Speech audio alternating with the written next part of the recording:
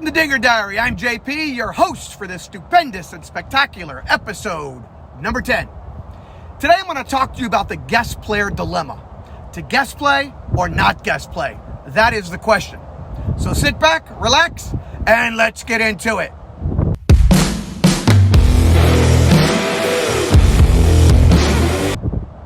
In my house, if you are a guest, my home is your home.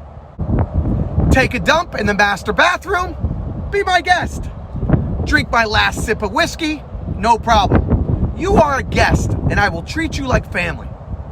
However, guest players in travel baseball are not always treated like family when a few parents believe you are interfering with their kid's position or place in the batting order. If you're playing on a travel baseball team, chances are you are seeing guest players coming in and playing on your team periodically or maybe every weekend. Or you're watching some of your own teammates guest playing on other teams. No matter the scenario, guest players can create a dilemma for coaches, players, and especially parents. Guest players may be required for many reasons. Player injuries, players on vacation, not enough players for a variety of reasons, a team might need more pitching, or a coach is looking to fill a need at a certain position. Most of the time, only the best players are being asked to guest play. So if you are a parent of a kid who is not one of the best players, who's not being asked to guest play, then you probably have a stronger opinion of guest players than most. There is a parent view and a coach's view when it comes to guest players. Some coaches allow their players to guest play on other teams as long as it doesn't interfere with their schedule. Most importantly, if you let one player guest play, you must let them all guest play. Agreed?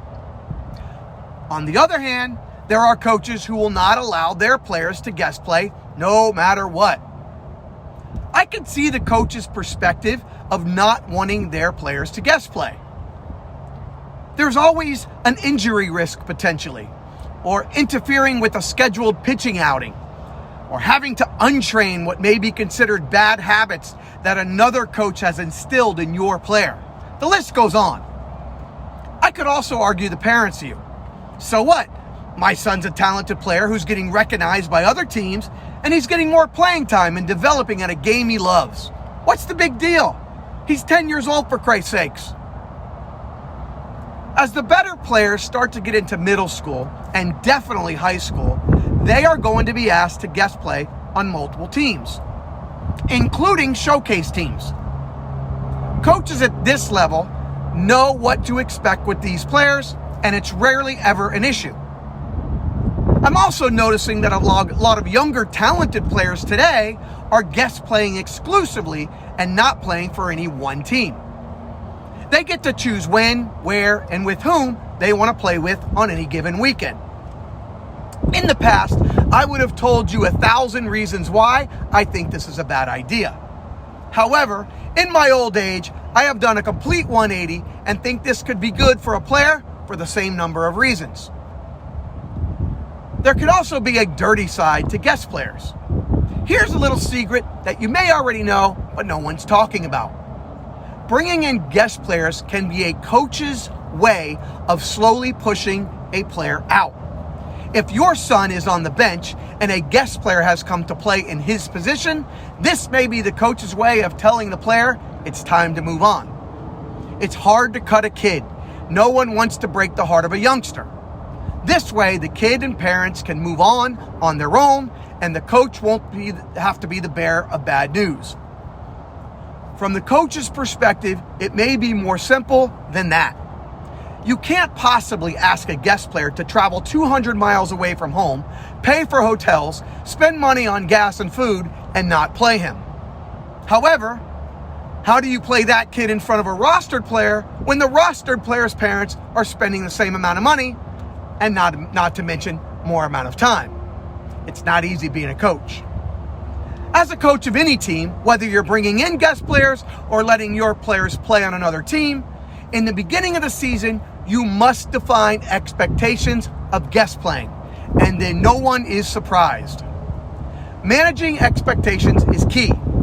Once it's all laid out, then it's up to the player and the parents to either agree and stay or disagree and leave for a team that better meets their expectations.